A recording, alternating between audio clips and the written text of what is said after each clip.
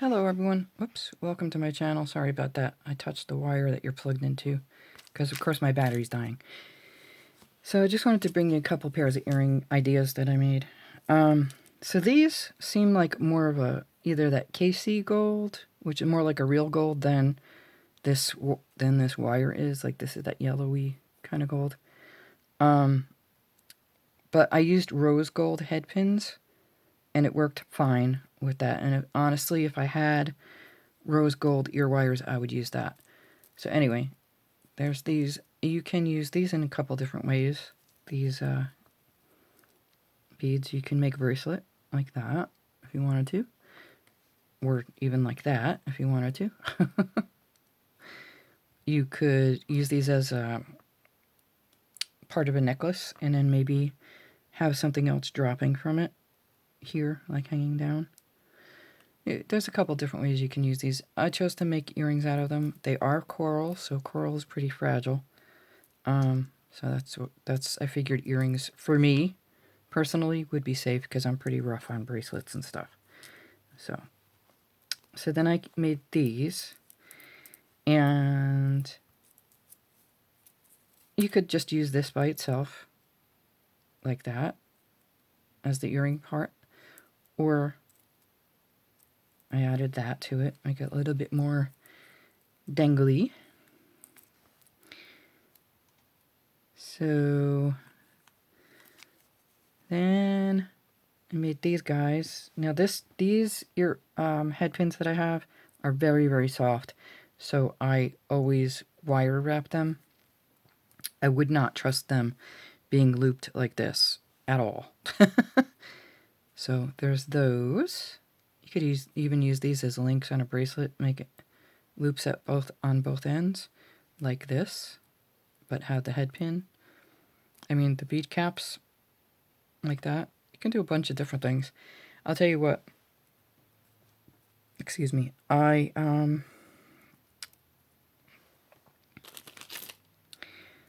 have never. I bought the one-step looper a while ago, and I have never used it until today, when I made these guys. And I'll tell you what. I struggled with these guys. Now I have these, which are one of my favorite tools because you can always make the same size loop using these. But this thing, it cuts the wire for you and everything, and your loops are always going to be the same size on both ends. That's the hard part for me when I make a link, is getting them both the same size. So anyway, then there's this, sorry, and these guys. Oh, that's a link. Because I'm thinking about making a bracelet with this as this focal, and then having links, using links like that and connecting them with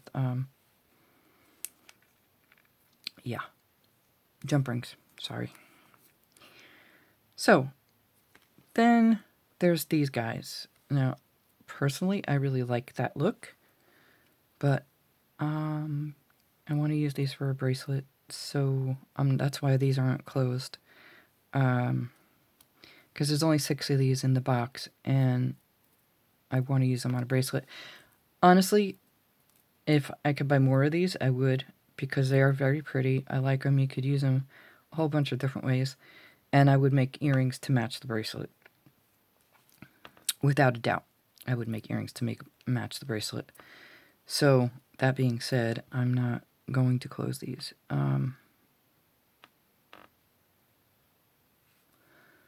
So, there's a whole bunch of different things you can do with these. These, like I said, were so easy. Now these are a bisque color, more than a white. They're not a stark white. They're like more like a bisque color, which I didn't really notice when they were strung together. When they were on that strand, they looked really white to me, but when I took them off, you can see that they're like, you can tell that they're not that stark white, which is nice. I like that softer, a little bit softer. What else? You could do something like that, something like that. Those are cute too. I would make those. If I wasn't making the bracelet, I would make those. As far as the bracelet goes, this here, from here to here, is 3/4 of an inch. And since there's only 6 of these, you're going to have to come up with a way, unless you have a real small wrist, to fill in that gap. Like mine is about a 7, my wrist. So this would make it an inch. From here to the end of this bead is an inch. So that would make it 6 inches. You would need, and honestly, I would put these on the end close to my clasp. So that would be another 1/4 of an inch, and that would bring you just to slightly over 7 inches. So, and although these do vary in size because they are lamp work, so you have to keep that in mind as well. Yeah, anything else? I think that's it. I mean, it's just a couple of ideas that I'm throwing out there at you. There's a lot you can do with it. A lot. You can do the copper surrounded, like you can alternate these guys. You can make like a stretchy bracelet, alternate those. You can do the same thing with the black beads. You could even use the cathedral beads like that and alternate them like that. There's a bunch of stuff you can do. That's why I kind of like bead boxes in a way. It's like a nice surprise. You get a nice variety of beads, and you get to use your imagination a little. And in these crazy times, we need to keep ourselves occupied. I think anyway, because you can really fall into a deep depression if you don't. So let me just show you how this works. Let's do this.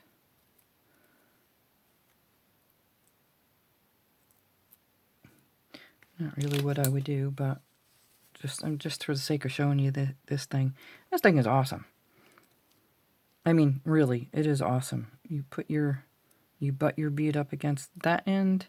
If you have a long enough piece of wire, it would come through here, and that would keep it straight. And you just squeeze like so. It cuts your wire and makes your loop. The only thing you have to do is close it. And that would be great if you wanted to make a link bracelet, because your loops would be the same size on both ends. Like I said though, I would be very picky about what wire I'm using. You want a good gauge wire, not... Let me see if you can see the difference in the gauge here.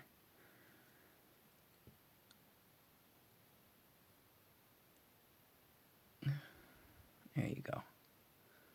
See how thin this one is? It's very soft, and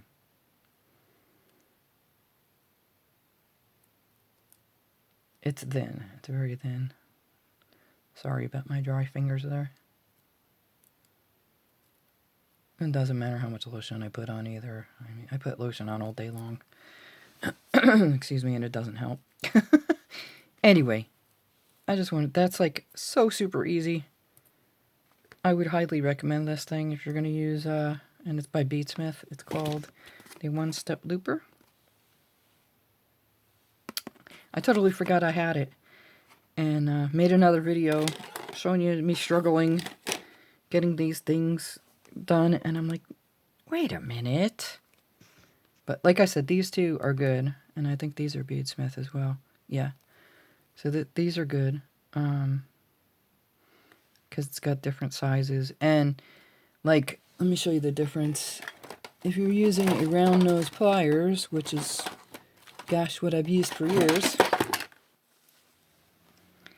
So depending on where you put your wire, you're going to get a different size loop.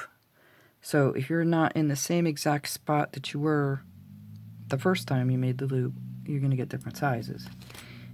And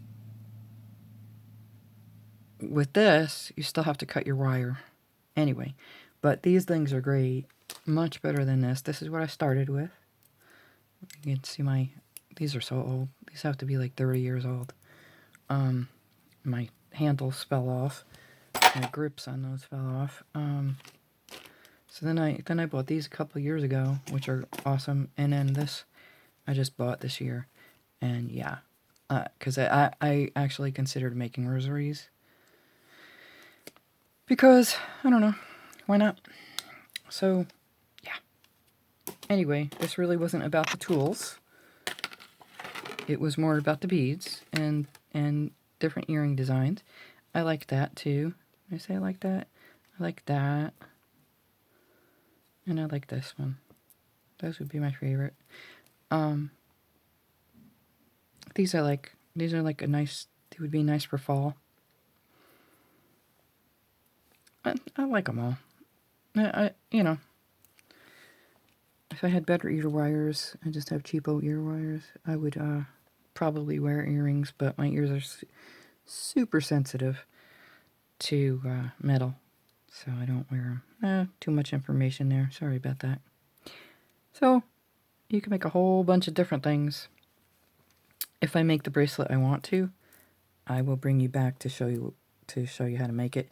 It's very easy, and I'm not sure it'll work though with the cathedral beads. It might not.